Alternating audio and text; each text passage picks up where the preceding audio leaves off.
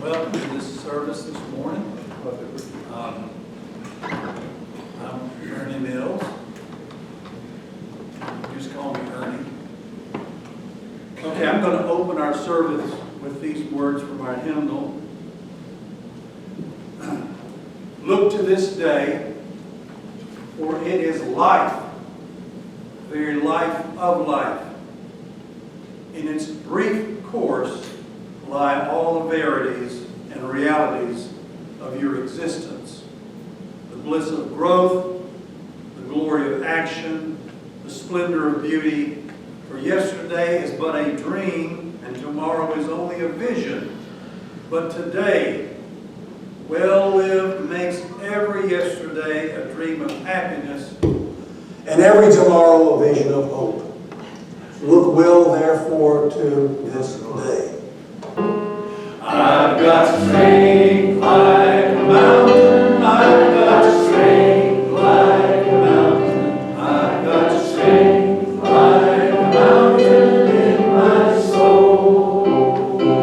Amen. Can I hear an amen in this crowd? Now we're ready for Robin. All right, I have a few quotes. I hope I don't steal from your thunder. Joseph Campbell says in his book, The Power of Myth, a god is a personification of a motivating power or a value system that functions in human life and in the universe. The powers of our own body and of nature. And we need myths that will identify the individual not with his local group, but with the planet. And Zeno of Citium, a Greek philosopher who formalized Stoicism, said, all things are part of one single system, which is called nature. The individual life is good when it's in harmony with nature. So I picked all of these because I've been thinking a lot about how our sense of God and ourselves has a lot to do with nature, and we need to take care of it. So the final quote from Chief Seattle is, we don't inherit the earth from our ancestors, we borrow it from our children. Thank you, Robin.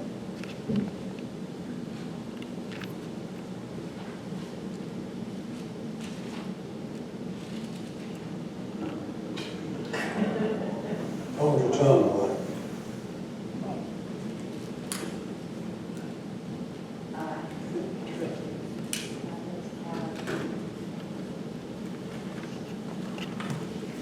Teamwork makes the dream work.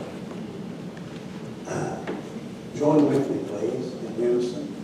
We light this chalice for the light of truth. We light this chalice for the warmth of love. We light this chalice for the energy of action. We light this chalice for the harmony of peace. Thank you. At this time in our service, we'll take a moment I'm right on target, to share our joys and our sorrows and our concerns. If you have something heavy on your heart that you want to share with the congregation, the community, please feel free to do that. If you have a joy you want to share with us that we can all celebrate together, we welcome you to do that as well. So, Gretchen? I have a joy. Larry and I celebrated our 55th wedding anniversary this week. And we never killed each other.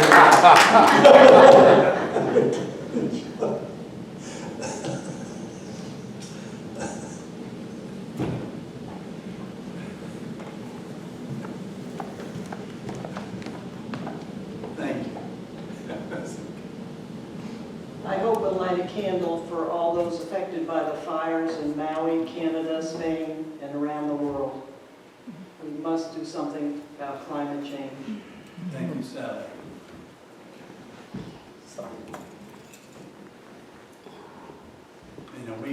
up near the National Forest are hoping and praying that our forest don't ever catch on fire up there, because it'd be a huge evacuation if they do. Any other joys or sorrows? David? Well, just a minor joy of the day is we have a lot of increased animal activity in our area for some reason. And this morning we're on our constitutional walk and we found a family of 5 deer, including 2 fawns with spots, and we walked right by them talking gently, and they didn't spook, and it's a lovely autumn coming. I consider those mystical experiences. Jim? I have a sorrow. Yesterday, I went to the car show that they have in Forest City every year, and I was appalled at the number of people that use their cars to put up signs. One of them said, "Jesus is my Savior and Trump is my president." There were Trump signs all over the place. The Republican Party was giving out free water, and they had a lot of signs all over the place. It ruined my time there. The big sorrow is that SOB, Trump, has split our country into, I ended up hating the people around there by the time I got home. And, anyway, that's the sorrow I have. Thank you, Jim.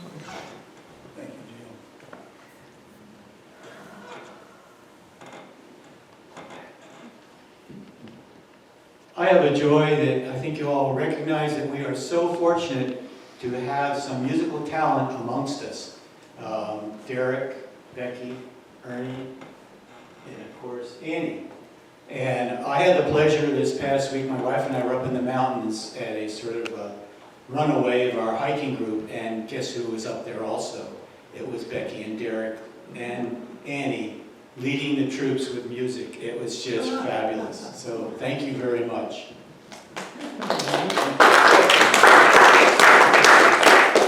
Let me mention one other, Terry, in the back there. When we can rope him in, we can get him. Oh, and Terry too, sorry. Kathy. Oh, that's just my wife. We'll sit over here.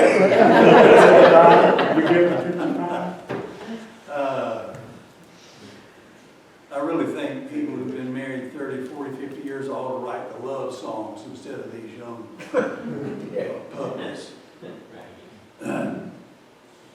Let's spend the next few moments in silence and lifting up in your thoughts and prayers, positive energy, whatever you want to call it, the concerns that were shared with us, but also just celebrate the joys that were shared with us.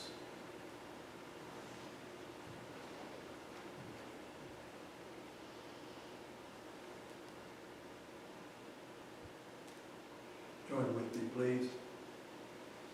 We rejoice together and we grieve together as one. Help us to remember that every human heart holds its own joys and sorrows. When true simplicity is gained, we vow not to bend, we shall be ashamed. Turn and turn, 'twill be our delight, till by turning, turning we come round right. 'Tis a gift to be simple, 'tis a gift to be free, 'tis a gift to come down where we ought to be. When we find ourselves in the place just right, 'twill be in the valley of love and in light.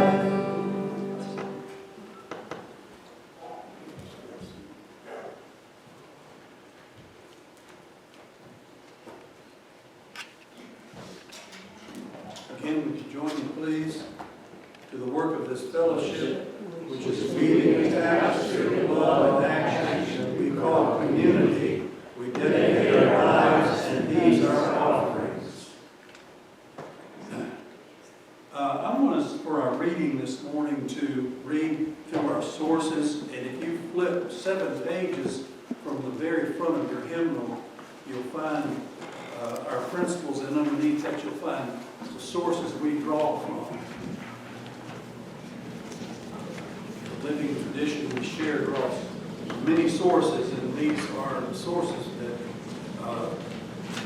we as Unitarian Universalists draw from as we shape our faith, our religion, our spirituality. And I'm going to add one, but we'll do that at the end.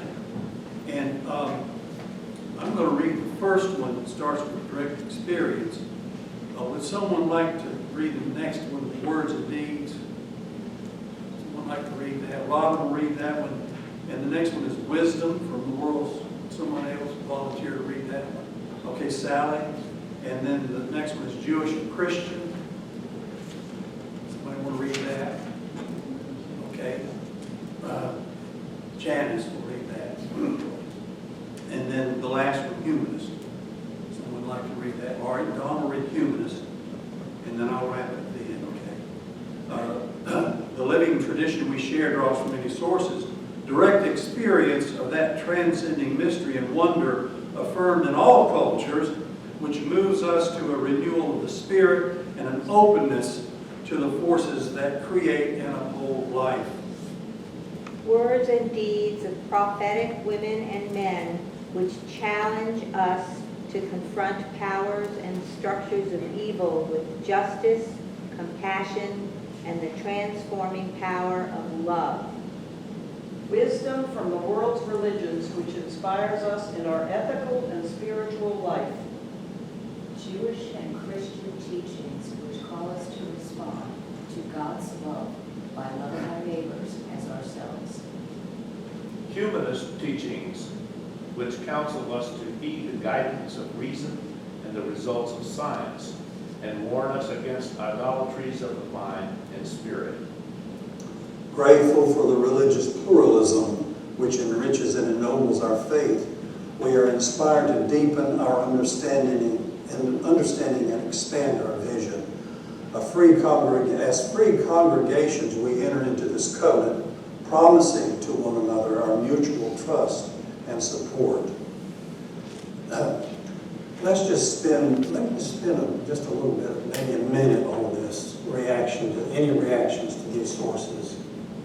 Sally.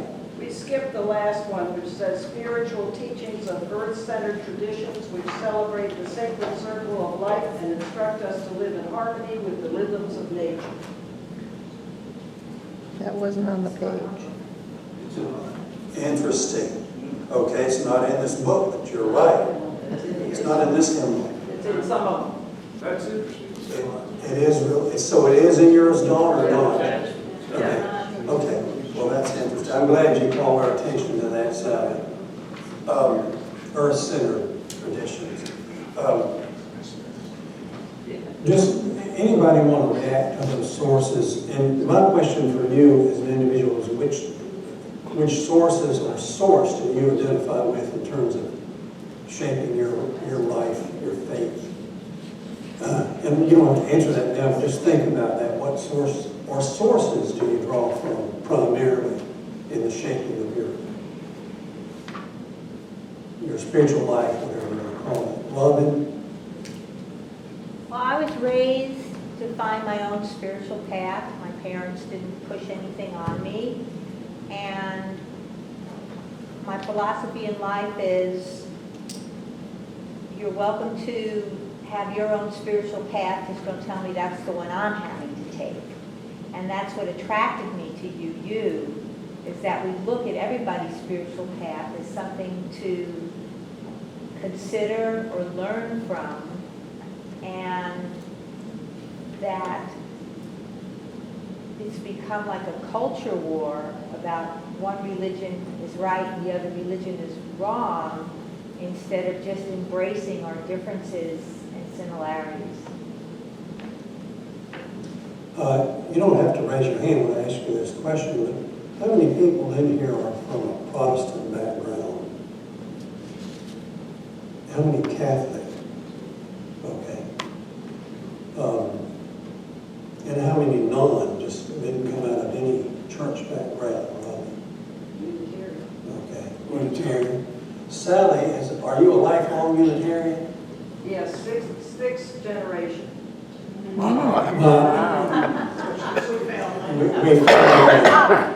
Lisa and I were just talking about there are no lifelong UUs in this congregation. Well, we stand corrected. All right. Any other responses to these sources before we move on? Richard. Like what Alan Watts said, the Buddhist version, no one mouth is big enough to say it all. No one mouth is big enough to say it all. Yeah.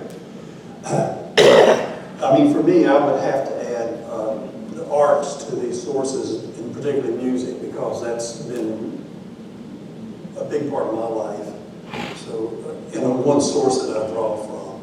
And my mother used to say when we were growing up in Methodist church, she'd say, well, if you don't like what the preacher says, just read the words to the hymns as you sing them. She said, because there's a lot of good messages in the hymn that come through the hymns. So music has always been a core part of my life. So I would say a source for me in the arts. I would add that. But anyway,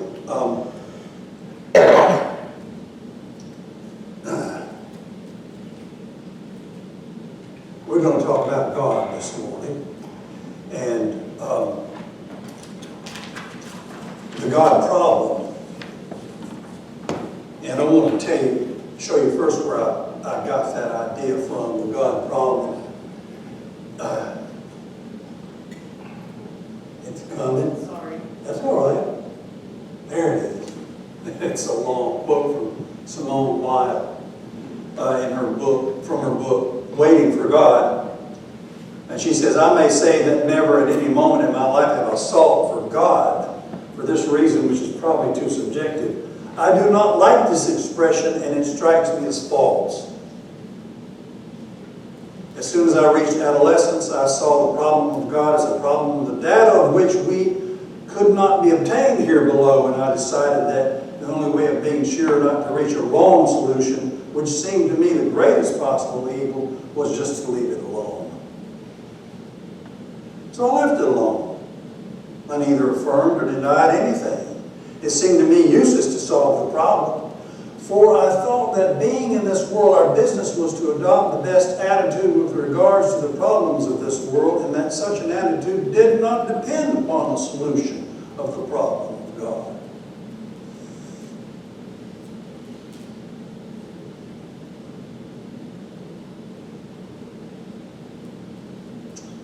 Well, there you go.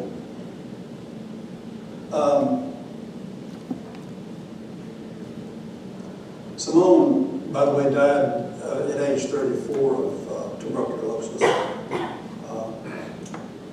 And she knew she was headed in that direction at a very young age. So this is something that she struggled with for a long time. What she called the God problem. And as I read over this, I came back to it again and again several times, and it struck me, one of the things that struck me about it was that what she said about being in this world, our business being to adopt the best attitude we can with regard to the problems of this world. And I thought, there's really, to me, you could argue that perhaps there's a really direct connection between that and God. I mean, that's just a perspective. I'm not saying that it's a I'm just saying that that's a perspective. That adopting the best possible attitude that we can possibly adopt to the problems of this world, perhaps that has something to do with God. Just my thought.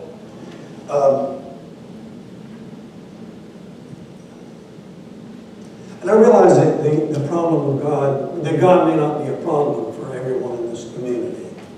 And so, and and that's okay if it's not.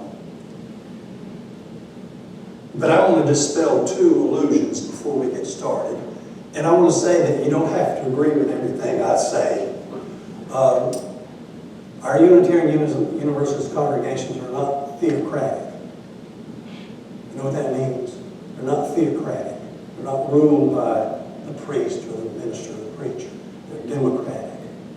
And that's in our principles. We're a democratic community, which means there's nobody up here that's going to tell you how to think and what to think.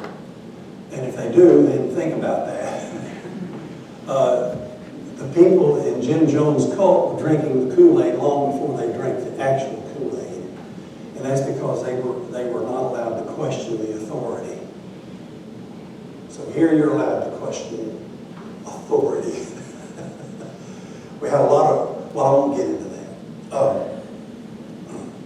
The first illusion, the idea that if everybody in the world believed in God's existence, there would be peace and harmony. I see some of you smiling. Read the Bible. That's all you have to do. Just dispel that delusion. That if everybody simply believed that God existed, there would be peace and harmony. All you need to do is believe in God, and all our problems will be solved. There's a little poster I used to see. It had two people on it. And the bottom line was, modest proposal for peace, let the Christians of the world stop killing each other. So that's a delusion. And if everybody simply believed, atheists are the problem. That's part of that delusion. Atheists are the problem. And just read the Bible, you know. And I won't go into all the details of the Bible, but there's an episode where the 12 tribes of Israel go to war with the tribe of Benjamin. And they want, the 11 tribes want to wipe the Benjamites off the face of the earth. And these are all people who believe in the same God. So that's a delusion. The second delusion is that this nation was built on Christian principles. That's the second delusion. And you all probably know that. I don't need to tell you that. But the founding fathers and mothers were deists. They did not believe in the biblical God. They were deists. You know, a deist believes that God's the divine watchmaker. He makes the watch. And it runs on its own. He's not going to interfere and tinker with things like the providential God, who people believe is always doing this and doing that, and tinkering this and tinkering that. They didn't believe that. Adam and Abigail Adams were Unitarians. Strong Unitarians. Jefferson was Unitarian.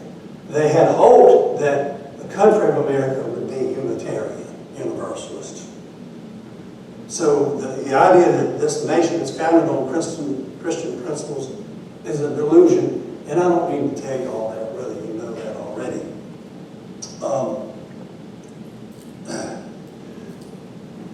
Now, God has been a problem in Unitarian Universalist congregations for a while. Sally could probably tell you more stories than I could. But the first UU magazine I received in 2002, UU World Magazine, had several letters to the editor in it protesting our president, Sinkford at the time, protesting his use of the G word at General Assembly. Protesting. How dare he use the G word in General Assembly? Now you know what I'm talking about, right? The G word, God. I tell you about the J word, Jesus, a while back. How we don't use the J word. We don't use the G word. That came out of the, as far as I can tell, Sally, that came out of the radical humanist movement and the Humanist Manifesto. Early Unitarianism said we want to eradicate all the words of reverence from our services. We have to be careful that we don't become liberal bigots. You know, reverse bigotry. As bad as the fundamentalists we accuse of being fundamental, or the conservatives we accuse, or the evangelicals, we have to be careful that we don't become that. The other is a story from my Brevard experience at the Unitarian Universalist Church in Brevard. We had a couple that visited one Sunday, and after the service, he came up to me and he said, "You know, I have a problem with this UU stuff." He said, "I never heard one time during this whole worship service God mentioned. You never mentioned God. You never even said God." And that was a problem for this man, for this person. He was not comfortable with going somewhere where they didn't at least mention God in the whole worship service. So it's almost like damned if you do and damned if you don't say the G word. So it's a problem. It's controversial, which I think is a good thing in many ways. You know, it's said that freedom is the most exploited word in the English language, the word free. You know, so be careful when you say it says free. You see, you get it, and you take it up the counter and say, "Oh, well, that's free if you buy 2 of these." So it's free, but you know, I say the second most exploited word in our culture is God. Exploited and abused. And one day I'm going to write a letter to the editor and I'm going to say, why do we say in God we trust? Why do we say in guns we trust? Why can't we just be honest with ourselves and say, we don't trust this God? Yea, I'm going to rewrite the 23rd Psalm. Yea, though I walk through the valley of the shadow of death, my gun, it comforts me. We got more guns in this nation. I'm not against guns. I was telling my grandson, you know, hunting. I hunted when I was growing up. People hunt. Well, what are you going to hunt with an AK-47? Look, Mama, what we got on with our AK-47, it's just a little feather of a pheasant, you know, because the other part's blown to bits. Anyway, the most exploited term, I believe, in our English language.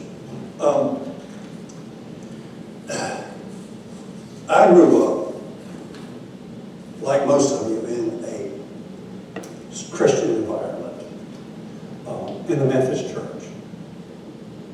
Big Methodist church on Church Street in Hendersonville. That's where I grew up. That big, huge, massive structure on the corner there. And we went to church every Sunday morning. We went to NYF. We went to church every time the doors were open. And when I knee-high to a grasshopper, I remember sitting in my classroom and we'd take turns reading the Bible, going around reading the Bible. And so at a very early impressionable age, I had this image of God stamped on my brain. God is an old white man up in heaven. And you know, as I'm 73 years old now, and I still can't shake that image. When I think God, that's the first image that pops in my mind. I can't get rid of it. Thank God, okay, if you go far enough out there, you'll find heaven, and you'll find God sitting with a long white beard. You know Michelangelo, Sistine Chapel, God, old white man, long white beard. And I learned later on as I was growing up, he had a book in his hand with my name in it, and little checks and balances.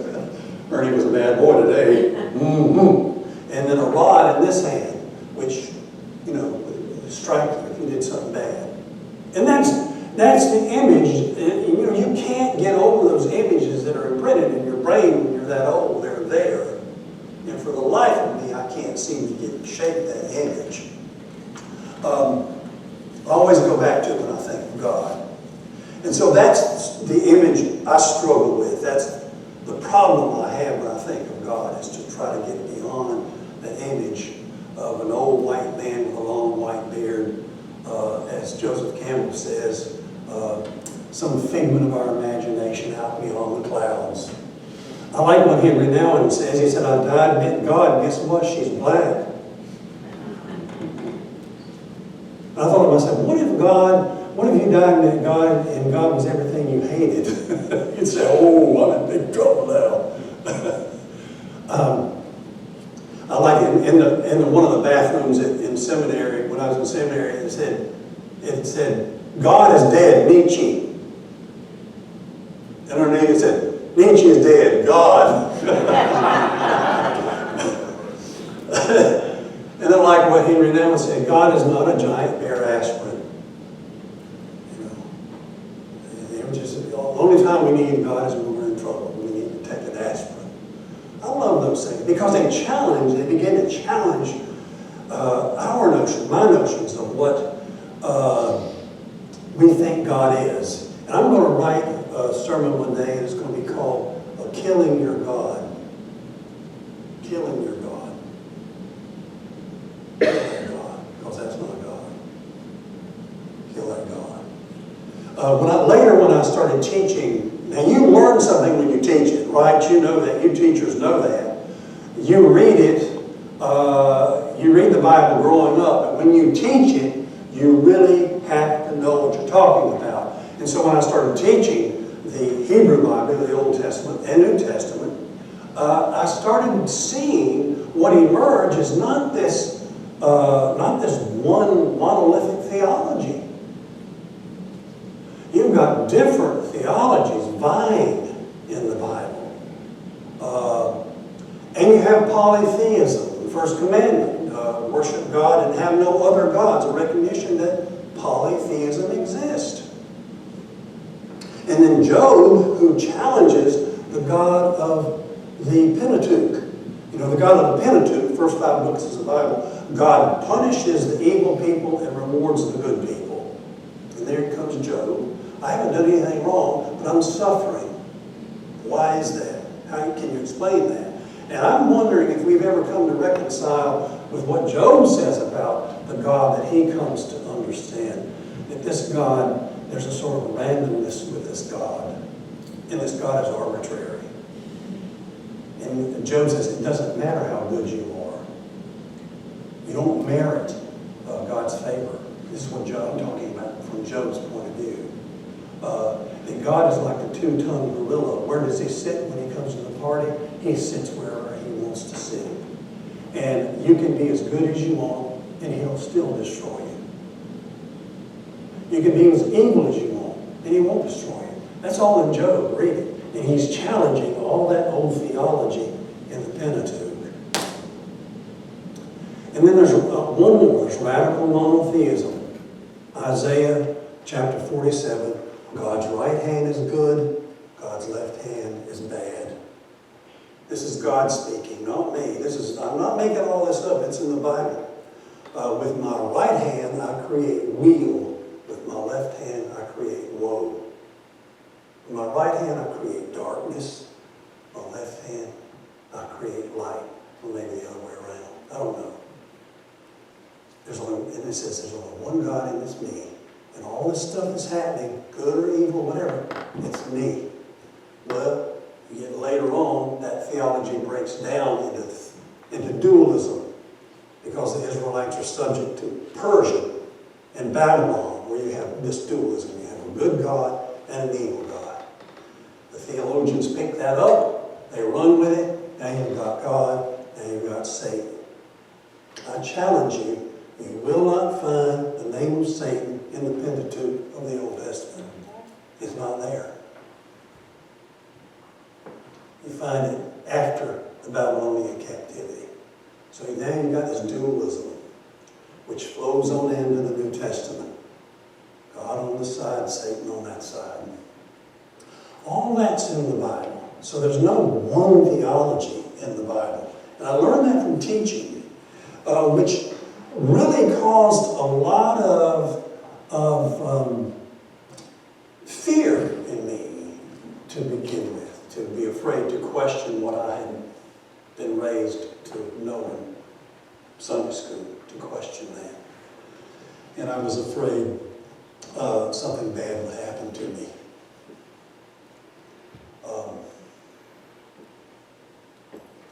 But it didn't, you know. As far as I know, it didn't.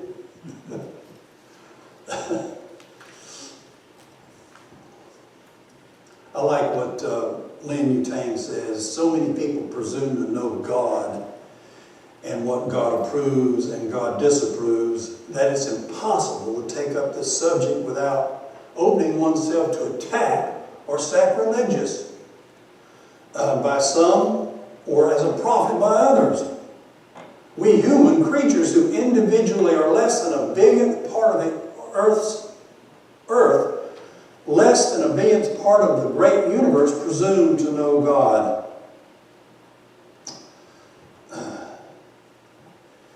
And what I learned later, St. Francis says theology has killed religion. Because I believe that God and religion is a deeply, deeply personal experience. And I can't tell you what Bob was saying. I can't tell you what you need or ought to think about God. Because it's a deeply personal experience. And in my opinion, theology has done tremendous damage. And dogma has done tremendous damage to that personal experience. I love what the Shinto people in Japan said. We don't have a theology, we dance. They dance out their emotions. They dance out their feelings. They don't have a theology. Theology just gets in the way.